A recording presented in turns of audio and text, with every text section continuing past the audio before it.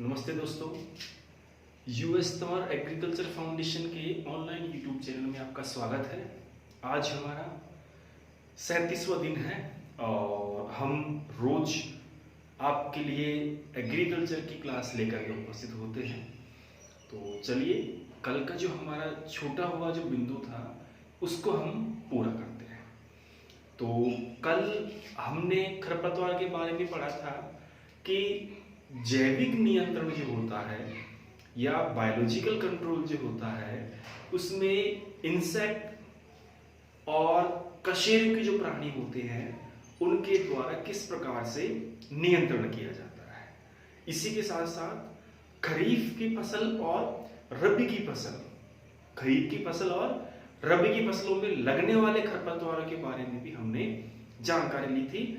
जो मुख्य खरपतवार थे जो कि हमारी रबी की फसल में लगते हैं और हमारी खरीफ की फसल में लगते हैं, तो उनके बारे में हमने जानकारी कल प्राप्त की थी।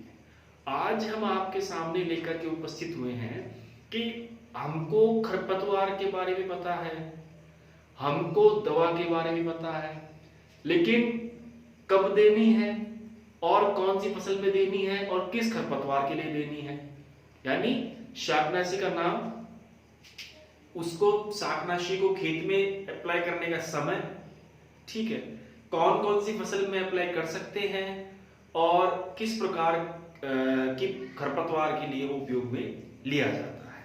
तो ये 3-4 बिंदु हैं जिनके ऊपर हम चर्चा करेंगे।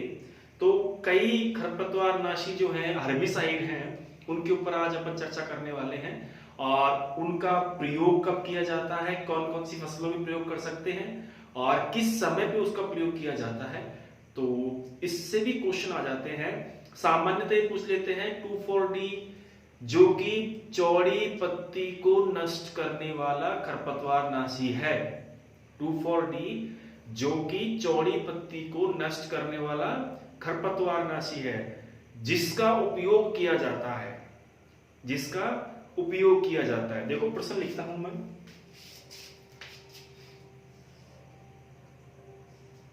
2,4-D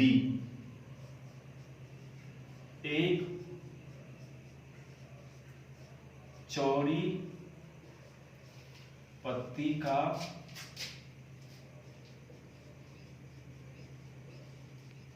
खरपतवार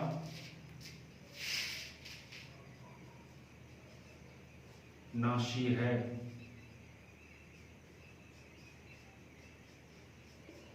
जिसका उपयोग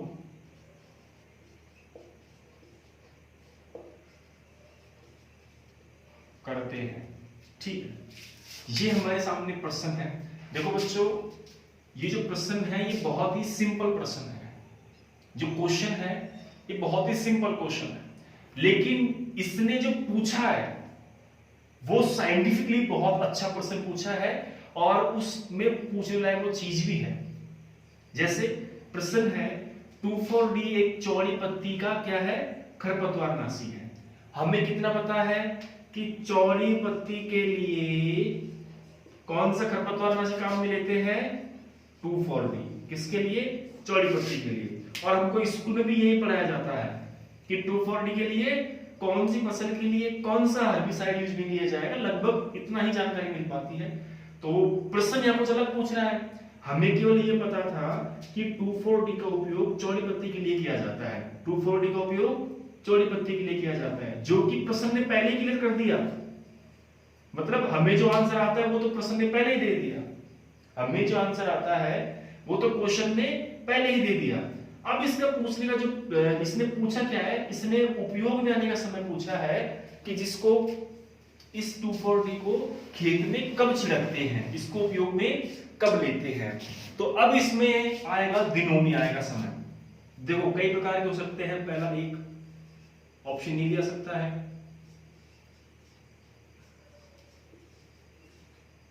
बुआई से पहले, बी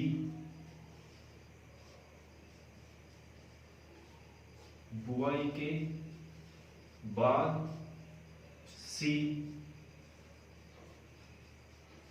दोनों ए व बी और डी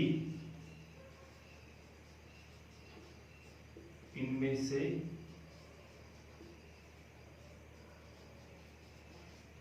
कोई नहीं, इनमें से कोई नहीं। देखो एक तो ऑब्जेक्टिव ये आ सकते हैं, दूसरे ऑब्जेक्टिव ये आ सकते हैं। देखो ये तो आ गया एक, और एक ऑब्जेक्टिव ये बन सकता है इसमें,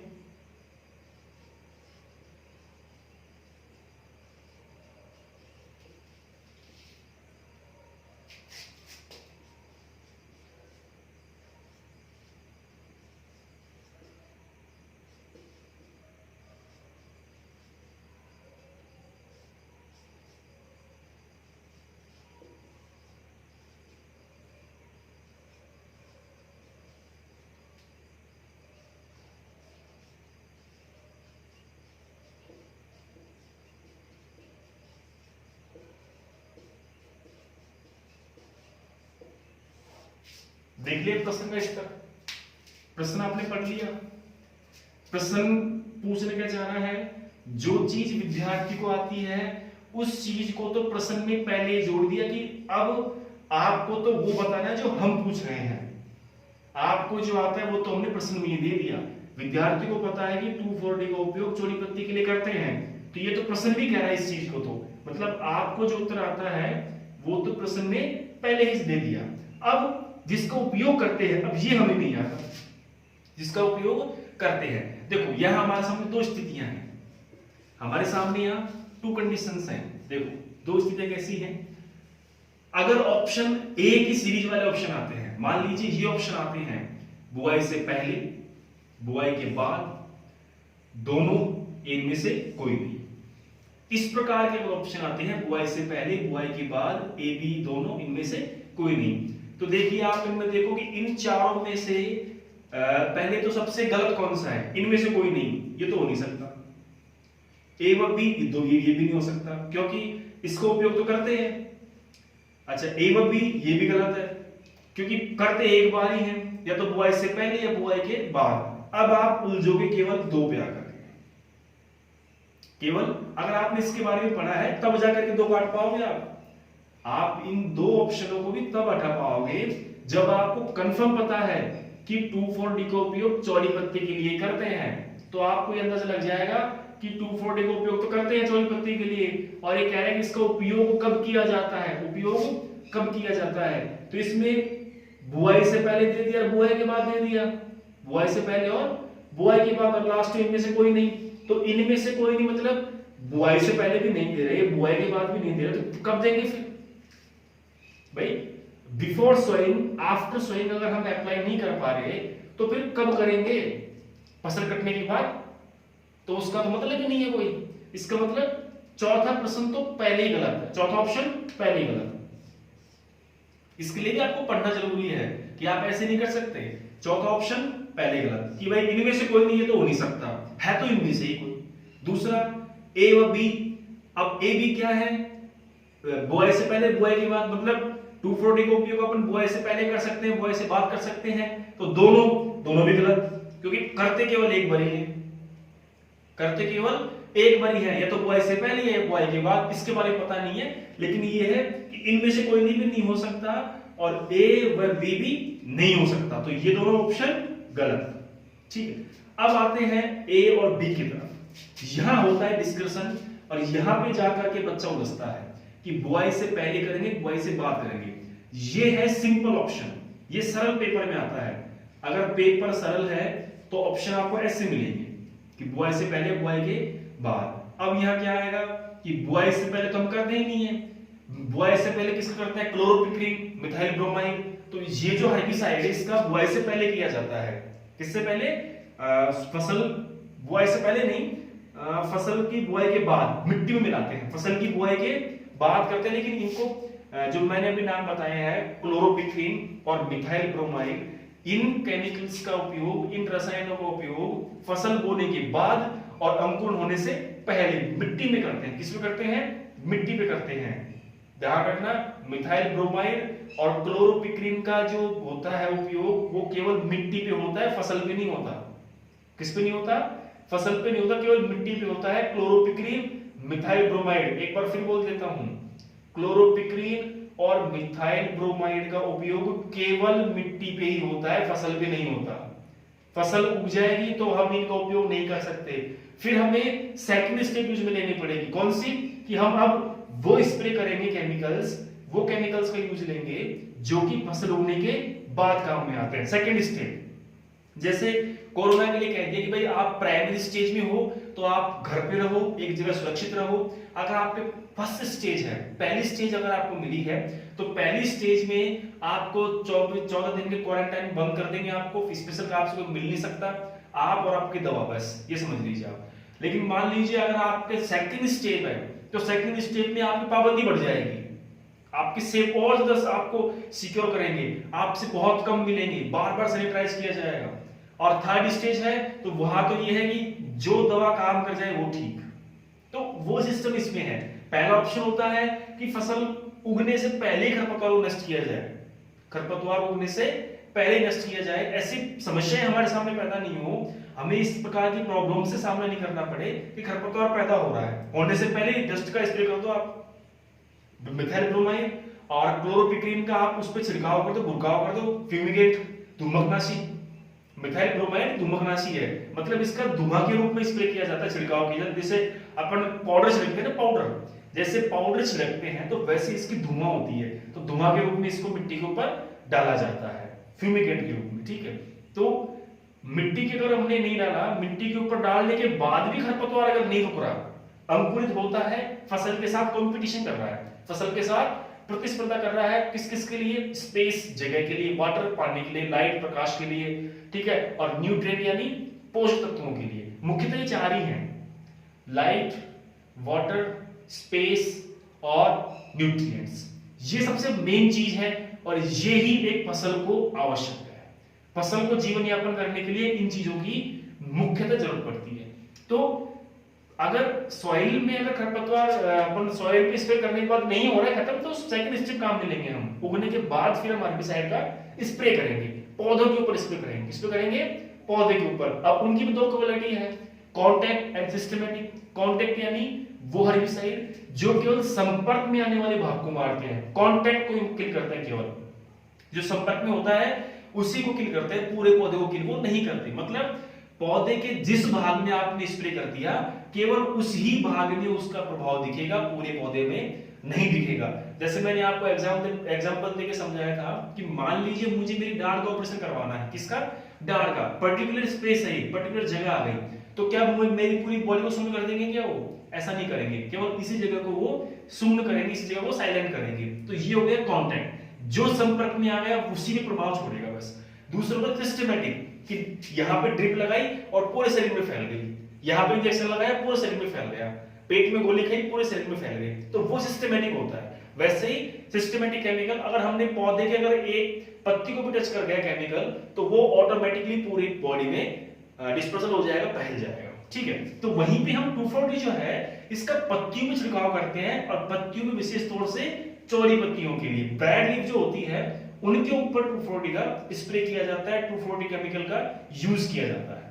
तो हमारे को केवल यही पता है कि 2,4-D का उपयोग चौड़ी पत्ती के लिए करते हैं, और बच्चा बार बार इसी को पढ़ता है, चौड़ी पत्ती का मतलब 2,4-D, चौड़ी पत्ती का मतलब 2,4-D, बच्चे को ये पता है, ठीक है। तो ये चीज हमें पता है, ये प्रश्न में क्लियर कर दी, मतलब जितना हमें आता था उतना तो प्रश्न में दे दिया, अब इसको उत्तर क्या दें हम, इतना तो आता ही नहीं है हमें, हमको तो इतना ही पढ़ाया है कि कौन सा केमिकल किसके लिए स्प्रे करते हैं। ये प्रश्न क्या पूछ रहा है, ये तो अलग कुछ पूछ रहा है। सर बच्चे से बात होगी, सर आपने तो यही बताया चौड़ी पत्ती के लिए पूछते हैं, इसमें चौड़ी पत्ती तो पहले ही दे दिया, प्रश्न में हमको जो उत्तर आता है अगले प्रश्न में क्लियर कर दिया उसको, तो अब जो उत्तर पूछ रहा है वो कहां से लेके आए। तो अगर जो 2,4-D के बारे में आपने थोड़ा बहुत भी पढ़ा है तो उसमें आता है खरपतवार नियंत्रण के लिए, खरपतवार नियंत्रण के लिए चौड़ी पत्ती। देखो इसमें एक चीज क्लियर हो रही है, यहीं पे इसी आंसर में क्लियर हो रही है एक चीज, ध्यान से देखना इस चीज को। प्रश्न क्या कह रहा है, ये प्रश्न मैंने बहुत सोच समझ के बनाया है। देखो 2,4-D चौड़ी पत्ती का खरपतवार है और आपको ये पता है कि चौड़ी पत्ती का खरपतवार है, क्लियर। अब ये बताओ उगाई के पहले, फसल बुआई से पहले, जब फसल उगी ही नहीं तो खरपतवार कहां से पैदा हो गया? सिंपल लॉजिक है ये। जब फसल उगी ही नहीं तो खरपतवार कहां से आएगा? और जब खरपतवार ही नहीं होगा तो उसकी पत्तियों को हमने कैसे देख लिया कि चौड़ी है कि सकड़ी है? जब खरपतवार उगा ही नहीं तो उसकी पत्तियों को हमने कैसे जस्टिफाई कर लिया कि ये चौड़ी पत्ती का है, सकड़ी पत्ती का है? तो बुआई से पहले यानी फसल को बोया भी नहीं, उससे पहले खरपतवार उगे चौड़ी पत्ती की, सकड़ी पत्ती की। गलत। अब बोएंगे तब जाके फसल के साथ वो उगेंगे, तो बुआई से पहले तो कर ही नहीं सकते, क्योंकि ये चीज यही अगला बंदा स्पष्ट कर रहा है। क्वेश्चन पहले स्पष्ट कर रहा है इसको कि 2,4-D का उपयोग चौड़ी पत्ती के खरपतवार के लिए करते हैं। किसके लिए? चौड़ी पत्ती के लिए। तो पत्ती कब उगेगी? जबकि हम बीज बोएंगे, फसल उगेगी, उसी के साथ तो फसल में पौधे का जर्मिनेशन होगा, उसके बाद सीडलिंग तैयार होगी, उसी के बाद तो पत्तियां बनेगी। पत्तियों बनने के लिए कम से कम 20 से 25 दिन का समय चाहिए। तो बुआई के बाद में ही पत्तियां बन रही है, बुआई से पहले तो नहीं बन रही ना। बुआई के बाद अंकुरण होने के बाद पत्तियां बनेंगी, जर्मिनेशन होने के बाद भी जब पौधा ग्रोथ करेगा तो उसी समय उसमें पत्तियां निकलेंगी, क्योंकि पत्तियों से ही पौधा भोजन बनाता है। जो भोजन होता है किससे बनता है? पत्तियों से बनता है। तो यहाँ पे ये जो प्रश्न स्पष्ट कर रहा है वो स्पष्टीकरण यही दे रहा है कि चौड़ी पत्ती यानी जब बीज उगेगा, पौधा तैयार होगा, तभी तो हम पकड़ेंगे, तभी तो हम देखेंगे, तभी तो हम इस चीज को मापेंगे कि ये चौड़ी पत्ती का खरपतवार है, ये सकड़ी पत्ती का खरपतवार है। नहीं, बिना उगे कैसे देख लेंगे? मतलब खरपतवार उग रहा है, खरपतवार उग रहा है। तो देखो, बुआई के बाद और बुआई के पहले, तो बुआई से पहले तो आएगा नहीं। क्यों? क्योंकि ये स्पष्ट कर रहा है कि चौड़ी पत्ती का खरपतवार है। चौड़ी पत्ती यानी पौधा उगा हुआ है पहले से ही, पौधा जो प्लांट है वो जर्मिनेट है। प्लांट जो है वो क्या है बच्चों? पहले से ही जर्मिनेट है, पहले से अंकुरित है। इसलिए पौधे में पत्तियां मिलेगी तो वो बुआई के बाद ही आएंगी, बुआई के बाद ही उसका अंकुरण होगा। तो इसमें क्या आएगा? बुआई के बाद। कौन सा आंसर आएगा? बुआई के बाद। कभी कभार क्या होता है कि हम प्रश्न में ही प्रश्न का आंसर छिपा रहता है। अगर थोड़ा सा हमने जो पढ़ लिया, देखो बच्चों एज इट इज कहीं नहीं मिलता। जैसे मैंने लिखवा दिया 2,4-D फलाने ग्रुप में होता है तो वो सेम टू सेम मिल जाएगा, बहुत कम चांसेस है। हालांकि मिलेंगे आपको सेम टू सेम, फिर भी मैं तो यही कहता हूं कि बहुत कम चांसेस है, लेकिन उससे संबंधित आपको प्रश्न मिलेंगे, ये गारंटी है। उससे रिलेटेड आपको क्वेश्चंस मिलेंगे, उसी से संबंध रखने वाले क्वेश्चन आपके सामने आएंगे, ये फिक्स है। ठीक है, तो यहां हमारे प्रश्न सिंपल अगर ऑप्शन आएंगे तो उसमें ऑप्शन ही आएगा बुआई से पहले, बुआई के बाद, ए और बी, और इनमें से कोई नहीं। तो हमको पता है दोनों तो है ही नहीं। बुआई के बाद तो बुआई के बाद, तो बुआई के बाद और बुआई से पहले, तो बुआई से पहले तो कर ही नहीं सकते, क्योंकि चौड़ी पत्ती, जब पत्ती चौड़ी है मतलब पत्ती चौड़ी कब होगी? जब वो अंकुरित होगी, अंकुरित के बाद उसमें पत्तियां निकलेंगी, तभी तो पकड़ेंगे कि चौड़ी है कि सकड़ी है। बिना अंकुरित कैसे पकड़ेंगे हम इस चीज को? इसलिए अंकुरण के बाद या बुआई के बाद इसका हम स्प्रे करते हैं। ठीक है, तो अगर पेपर सिंपल आता है तो ऑप्शन आपके ये आएंगे। मान लीजिए पेपर टफ हो जाता है तो उसमें कठिन स्थिति में आपको ये ऑप्शन मिलेंगे। अब इसमें कंफ्यूजन आते हैं, सर क्या लिख रखा है? 30 से 35 DAS, 30 से 35 ADS, 30 से 35 SDA, और इनमें से कोई नहीं, इनमें से कोई नहीं। अब जिसको ये नहीं पता कि DAS का मतलब क्या होता है, क्या वो बच्चा इसका आंसर दे पाएगा? वो तो DAS देखते क्या करेगा? इनमें से कोई नहीं। क्यों? क्योंकि DAS तो बच्चे ने देखा ही नहीं। बच्चे ने देखा है बुआई से पहले या बुआई के बाद, या तो बुआई से पहले या बुआई के बाद, इससे पहले तो इसके अलावा कुछ चीज देखी नहीं, वो भी हिंदी में देखी है, इंग्लिश में नहीं देखी। Days after sowing, before sowing, ऐसे तो बच्चे ने देखा ही नहीं है, सब चीजें हिंदी में देखी हैं। तो बुआई से पहले, बुआई के बाद, तो ये जो टर्म्स हैं तो बच्चे के लिए नए टर्म्स हैं। बच्चों को क्या पता सही कौन सा है, कि ये सही है, कि ये सही है, कि ये सही है? आपको क्या पता इस चीज का? आप इस चीज के बारे में बिल्कुल असमर्थ हो। लेकिन आपको अगर इस यूनिट का फुल फॉर्म पता है कि ये जो यूनिट होती है इसका मतलब क्या है, तो आप आसानी से उसको जो इसका है वो आंसर लगा सकते हो, केवल और केवल इन यूनिट को देख करके भी।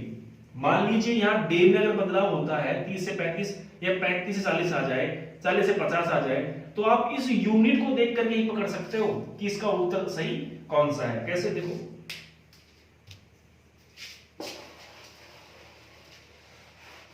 ये बच्चों पेपर करने के तरीके हैं।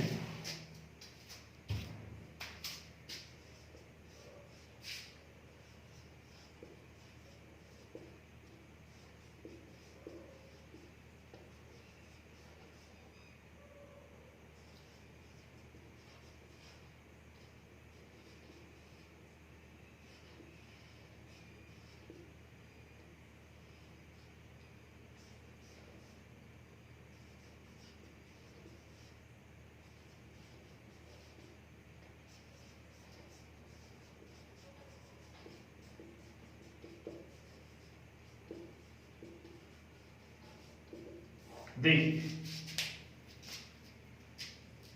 30 से 35 DAS, 30 से 35 ADS, 30 से 35, तो यहां क्या है, डे फिक्स है, जो डेज है वो फिक्स है, केवल यूनिट चेंज हो रही है। तो यहां आप यूनिट से ही पकड़ सकते हो। मान लीजिए सेम मैंने यहाँ पे वो यूनिट की है और डे भी मैंने चेंज कर दिए, तो आपको अगर कंफ्यूजन है ना कि सर 30 से 35 है कि 35 से 40 से कंफ्यूजन है, तो आप क्या करोगे, इसकी यूनिट पे जाओ, सेकेंडरी यूनिट, ये ADS है, ये BAS है, ये SDA, तो हमने BAS तो पढ़ा है, ADS कोई पढ़ा ही नहीं, तो इसका आंसर क्या होगा, ये आपको क्लू मिल जाएगा, क्लू आपको वहां प्लस पॉइंट मिल जाएगा कि 35 से 40 अगर सही होता तो यहां भी क्या आता, BAS ही आता ही नहीं आता। 40 से 45 सही होता तो यहां भी BAS ही आता। मतलब बच्चे की तर्क शक्ति चेक की जाती है, बच्चे की मेंटल एबिलिटी जो है उसको टेस्ट किया जाता है कि बच्चे में सोचने समझने की क्षमता है कि नहीं है। ये बच्चा एकदम रटने वाला बच्चा है, रटन तोता है, ऐसा नहीं है। तो तर्क शक्ति वाले क्वेश्चन भी मिलते हैं कि आप बेसिक कॉमन सेंस लगा करके भी क्वेश्चन सही कर सकते हो, उनमें ऐसी चीजें बारीक बारीक चीजें छुपाई जाती है। तो आप DAS अगर DAS आ जाए तीनों में तो कंफ्यूजन तगड़ा है, लेकिन यहां तो यूनिट चेंज हो रही है, तो यूनिट चेंज होते ही प्रश्न गलत, यूनिट चेंज होते ही ऑप्शन छोड़ो, कौन सा ऑप्शन चूज करोगे जिसकी यूनिट सही है। अगर यूनिट सही है तो डेज ऑटोमेटिक सही निकल जाएंगे आपके, यूनिट सही है तो डे भी निकल जाएंगे, इनमें से कोई तो हो ही नहीं सकता। ये पक्का पता है कि 30 से और 40 दिन के बीच में करते हैं, लेकिन कंफर्म नहीं है 30 से 35 है कि 35 से 40 है ना भाई। हमको ये पता है कि 30 से 40 दिनों के बीच में करते हैं इस पे, तो इनमें से कोई तो आ ही नहीं सकता, बचा तीनों, तो इनमें से आपका आंसर आएगा ए। DAS का मतलब होता है days after sowing, days after sowing यानी बुआई के दिनों के पश्चात, ठीक है। आफ्टर यानी पश्चात, डे यानी दिन और सोइंग यानी बुआई, तो बुआई के दिनों के पश्चात। DAS, D यानी डेज, A यानी आफ्टर, S यानी सोइंग। ये आप बच्चों यूनिट है ना, लिख लेना, आपकी यूनिट काम आएगी आपको आगे। अगर ऑप्शन टफ हो गया तो उसमें इस प्रकार के ऑप्शन भी आ सकते हैं। देखो प्रश्न सिंपल लगे लेकिन उसके ऑप्शन क्या कह रहे हैं, ऑप्शन पे डिपेंड करता है प्रश्न का आंसर। प्रश्न सिंपल है दिखने में, लेकिन उसके ऑप्शन अगर मैंने 3 प्रकार के ऑप्शन आपके सामने रखे हैं, पहले प्रकार का सिंपल, दूसरा प्रकार का थोड़ा सा कठिन, और तीसरे प्रकार का और भी कठिन, तीसरे प्रकार का और भी कठिन, तो उसमें से अगर ऑप्शन अगर चेंज हो जाएंगे तो आपके सामने समस्या ज्यादा पैदा हो जाएगी। DAS मैंने आपको सबसे पहले लिखवा भी थी, क्योंकि नहीं लिखो तो लिख लेना आप। D यानी डे, A यानी आफ्टर, और S यानी sowing, day after sowing. Day यानी दिन, आफ्टर यानी बाद, और सोइंग यानी बुआई। इसका सेंटेंस क्या बना, बुआई के दिनों के बाद, बुआई के दिनों के बाद, ठीक है ना। बुआई के दिनों के बाद यानी बोने के कितने दिन बाद, बोने के कितने दिन बाद हम उसके स्प्रे कर रहे हैं, या बोने के कितने दिन बाद हम अगली क्रिया कर रहे हैं। चाहे हमको प्लांट हाइट मेजर करनी हो, पौधे की ग्रोथ मेजर करनी हो, नंबर ऑफ लीफ पत्तियां गिननी हो, नंबर ऑफ ब्रांचेस शाखाएं गिननी हो, ठीक है, केमिकल्स का स्प्रे करना हो या वीविंग करनी हो, ठीक है। इसके अलावा और हमें कुछ से किसी प्रकार की इंटरकल्चर ऑपरेशंस करनी हो, अंतरसस्य क्रिया जैसे निराई गुड़ाई हो गई, ठीक है, तो वो सारी जो आता है उसमें DAS अगर टर्म्स लग रहा है तो उसका मतलब क्या है कि बुआई के कितनों दिनों बाद ये कार्य हो रहा है। जैसे आपको आ जाए 30 से 35, तो यानी 30 से 35 दिनों के बाद हम इसका स्प्रे कर रहे हैं। ये बिल्कुल सही आंसर है कि 30 से 35 दिनों के बाद ही 2,4-D का स्प्रे किया जाता है। कब किया जाता है? 30 से 35 दिनों पे। ठीक है, 30 से 35 दिन पे आप 2,4-D का स्प्रे कर सकते हैं। तो ये हो गया आज अपना थोड़ा सा। अब मैं आपको कुछ लिखवाता हूँ कि कौन सा केमिकल किस काम में आता है, तो उसका आप एक बार देख लेना बच्चों। इस प्रकार से हम पढ़ेंगे कि कब उपयोग में लेते हैं और कितने दिनों पे लेते हैं, है ना, ताकि इस प्रकार के आने वाले प्रश्नों में आप हिचकिचाओ नहीं और उसका सही आंसर आप आसानी से आपको मिल जाए। तो सबसे पहले हम लिखेंगे खरपतवार का नाम। ठीक है, तो खरपतवार जो है उसका नाम लिख लेते हैं। थोड़ी सी इंक रिफिल कर ले बेटा, थोड़ी इंक कम हो गई इस्तेमाल करोगे। चलो मैं बोलता रहता हूँ, आप उसको लिखते जाओ थोड़ा थोड़ा सा, कोई दिक्कत नहीं है। मैं बोल देता हूँ, रिपीट कर देता हूँ एक बार इसको। ठीक, लिखिए नंबर 1 पे 1 नंबर। पहला क्या है? बिल्कुल हो गया साइलेंट।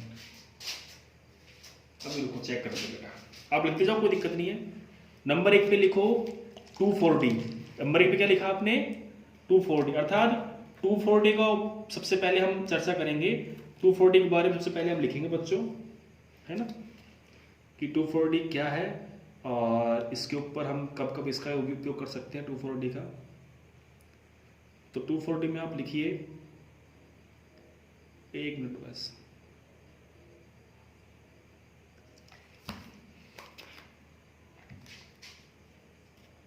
ठीक है,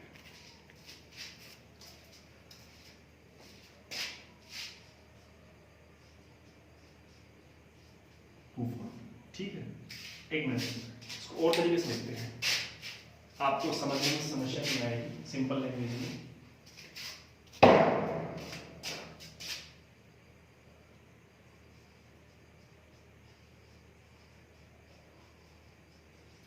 शाकनाशी का नाम।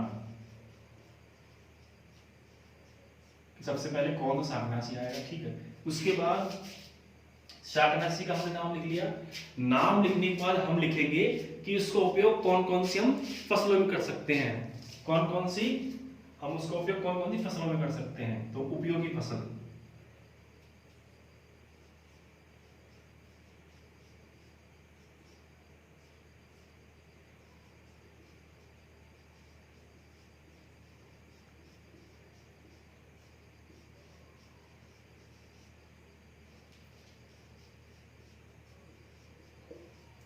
उपयोग में ली जाने वाली फसलें, कि कौन कौन सी फसलों में ये उपयोग में लिया जाता है।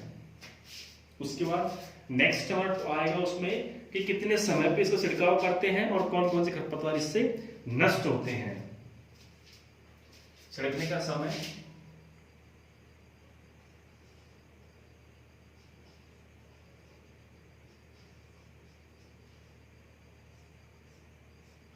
छिड़काव का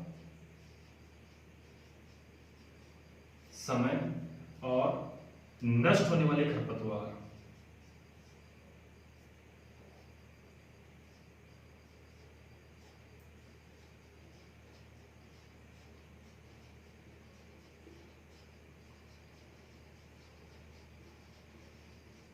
नष्ट होने वाले खरपतवार, ठीक है। इनके बारे में चर्चा करेंगे हम। सबसे पहले नंबर 1 नंबर पे क्या लिखोगे आप? 2,4-D। कौन सा शाकनाशी लिखोगे सबसे पहले? 2,4-D। ठीक है, शाकनाशी का नाम कौन सा है? 2,4-D। इसका उपयोग कौन कौन सी फसलों में लेते हैं? इसका उपयोग लेते हैं बच्चों, उपयोग में ली जाने वाली फसलों में लिखो उदाहरण, जैसे कि गेहूं, जौ, है ना, गेहूं जौ ये फसल है। और भी इसके अलावा आप लिख सकते हो जो जई है, इससे संबंधित फसल है, गेहूं जौ जई, ठीक है। और सकड़ी पत्ती वाली जो फसलें हैं ना, सभी में गेहूं जौ जई ज्वार धान, ठीक है। इसमें आप इसको क्यों लिख सकते हैं? गेहूं जौ जई ज्वार धान मक्का। सकड़ी पत्ती वाली फसलों में ले लेंगे आराम से, क्योंकि शाकनाशी चौड़ी पत्ती का है, इसलिए इसका उपयोग सक्रिय पत्ती में लेंगे। ठीक है, छिड़काव का समय इसको कब छिड़कते हैं, तो इसको छिड़कते हैं बच्चों 30 से 35 डेज आफ्टर सोइंग, बोइंग के पश्चात या बोने के पश्चात। अब इससे नष्ट कौन से खरपतवार हुए, इसमें आप लिख सकते हो कि चौड़ी पत्ती वाले सभी खरपतवार, चौड़ी पत्ती वाले सभी वीड्स, चौड़ी पत्ती वाले सभी खरपतवार, इसमें आप नष्ट हो सकते हैं। जैसे आप एग्जांपल देके लिख लो,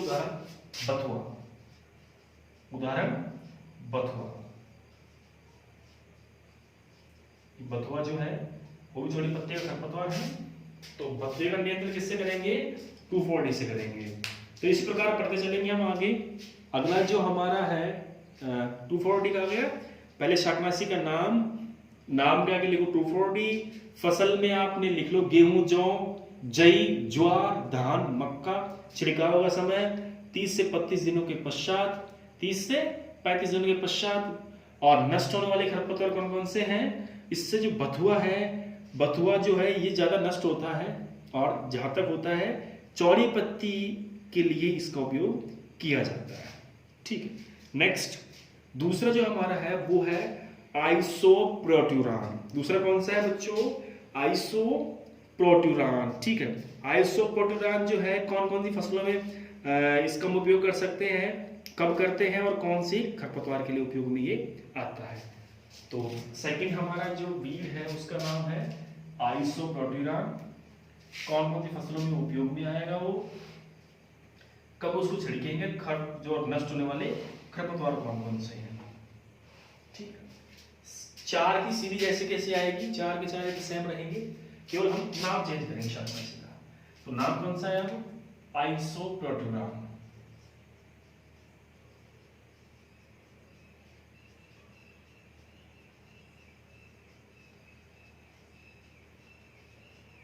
आइसोप्रोट्यूरान अंग्रेजी में लिख लो, लिखना चाहो तो।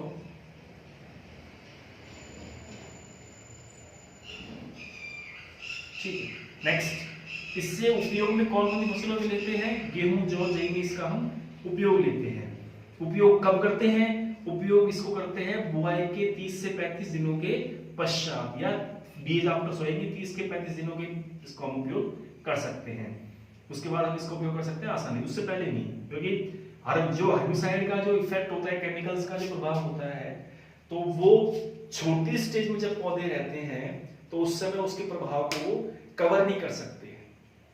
जो हमारी फसल होती है, जो बेरी रखते हैं ना 30 से 35, इन्हीं दिनों में इसलिए किया जाता है कि जो केमिकल है वो केमिकल खरपतवार के साथ साथ मुख्य फसल को भी नुकसान पहुंचाता है। तो इसलिए हमारी जो मुख्य फसल अगर 30 से 35 दिन की हो जाती है तो उसके अंदर खरपतवार नाशी से लड़ने की क्षमता आ जाती है, और खरपतवार के जो केमिकल होते हैं उनमें उनका प्रभाव देखने को नहीं मिलता। इसलिए फिक्स दिन है कि उन दिनों के अंतराल पे आपको इसका स्प्रे करना है, आपको इसको उपयोग में लेना है। तो 30 से 35 दिनों में हम उपयोग में लेंगे। इसका जो खरपतवार नष्ट होगा कौन सा होगा, ये एक विशेष खरपतवार के लिए उपयोग में लिया जाता है जिसका नाम है गुल्ली डंडा, गेहूंसा या गेहूं का मामा, एक ही बात है। इसको अंग्रेजी में क्या बोलते हैं, फेलरिस माइनर।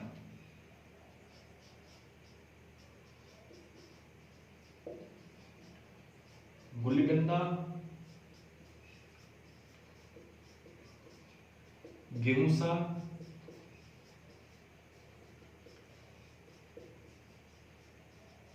या गेहूं का मामा। ठीक है, इसका वैज्ञानिक नाम क्या है,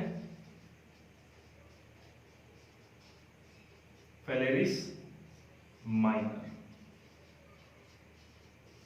ठीक है ना, ये विशेष तौर से जो आइसोप्रोट्यूरान है विशेष खरपतवार के लिए उपयोग में लिया जाता है, विशेष वीड के लिए उपयोग में लिया जाता है। तो आइसोप्रोट्यूरान का नाम क्लियर। तो आपके ये जो है इसको आप उतार लेना ऐसे कैसे, अगर आपकी बुक में है 12th की बुक में कोई दिक्कत नहीं है, 11th की बुक में लिखना चाहो तो आप लिख लो बेटा इनको। इनके मैंने 2-3 नाम भी लिख दिए ताकि आप फ्यूचर में इस प्रकार की आपके सामने कोई समस्या पैदा नहीं हो कि सेम नाम देख कर आप कंफ्यूज हो जाओगे, सर ये तो क्या बता दिया आपने। नेक्स्ट नंबर 3 पे है अपना सिमाजीन। नंबर 3 पे क्या है, सिमाजीन। इसको उपयोग करते हैं ज्वार, मक्का, आलू और गन्ना। ज्वार, मक्का, आलू और गन्ना। वैसे ज्यादातर सिमाजीन का उपयोग मक्के में होता है। ज्यादातर सिमाजीन जो है इसका उपयोग किसमें होता है, मक्के की फसल में। इसको कब देते हैं, इसको देते हैं बुआई के बाद, लेकिन अंकुरण से पहले। फसल बोने के बाद और अंकुरण होने से पहले इसको मिट्टी में डालते हैं। आपको बताया था ना मैंने कि सॉइल में छिड़के जाने वाले खरपतवारनाशी कौन कौन से हैं, तो उसमें क्या लिखाया था, एट्राजिन और सिमाजीन। इन दोनों का उपयोग सॉइल में किया जाता है। किस पे किया जाता है, सॉइल पे किया जाता है। और ये किसके लिए काम में आते हैं, ये घास और चौड़ी पत्ती वाले खरपतवार के लिए काम में आते हैं। किस किस के लिए काम में आते हैं, घास और चौड़ी पत्ती के खरपतवार को नष्ट करने के लिए उपयोग में आते हैं। लिख लिए, नाम लिखते हैं इसके अपन। फसलें भी चेंज होंगी,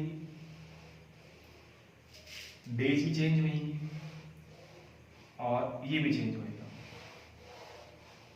ठीक है, चलिए शार्क मछली नंबर 3 पे है, उसका नाम क्या है, सिमाजी। नंबर 3 क्या नाम है,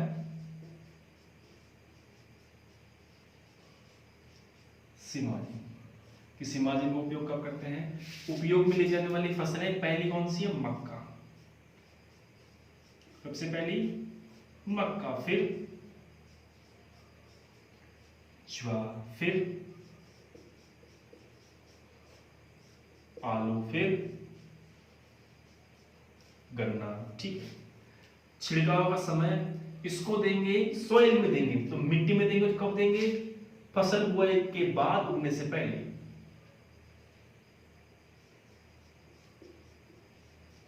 फसल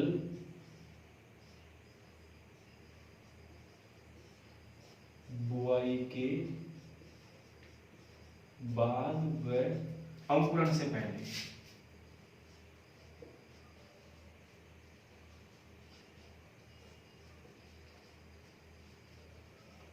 अंकुरण से पहले, ठीक है। इससे जो नष्ट होंगे खरपतवार कौन से होंगे, इससे सकड़ी पत्ती खरपतवार और घासें। ठीक है, घास भी होती है, वो भी इससे स्पेशली नष्ट होती है। तो घास सकड़ी पत्ती की है ना, इसी के साथ साथ चौड़ी पत्ती की विशेष खरपतवार भी इससे नष्ट होते हैं। चौड़ी पत्ती के विशेष खरपतवार भी इससे नष्ट होते हैं। घासों व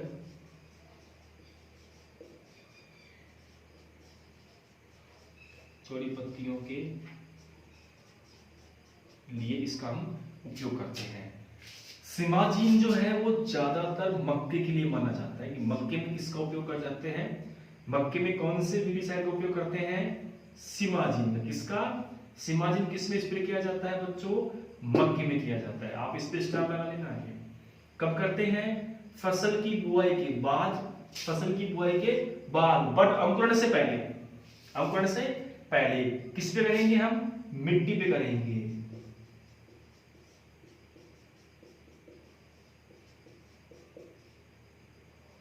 मिट्टी पे इसको स्प्रे हम करते हैं। ठीक है, कौन कौन से खरपतवार नष्ट होते हैं इससे, इससे घास चौड़ी पत्ती के लिए जो खरपतवार होते हैं उनके लिए इनका उपयोग हम करते हैं। तो इसको आप उतार लेना बच्चों। आज की क्लास हम इतनी ही ले पाएंगे। बच्चा हुआ बच्चों, अगले क्लास में पढ़ाएंगे हम। तो आप रेगुलर बने रहिए, क्लास लेते रहिए, इतना ही कहेंगे आपसे। ठीक है, जो बच्चे पहली बार क्लास ले रहे हैं प्लीज़ हमारी क्लास के साथ जुड़िए। आप भी इसको सब्सक्राइब करिए चैनल को, इसको बेल आइकन को क्लिक कीजिए और इसे लाइक कीजिए, ताकि रोज डलने वाली क्लासें आपको आसानी से मिल जाए। तो बच्चों आपसे विदा चाहेंगे, कल फिर मिलेंगे और बचे हुए जो चैप्टर उसको पूरा करवाएंगे। ठीक है, तब तक के लिए धन्यवाद, शुभ दिन।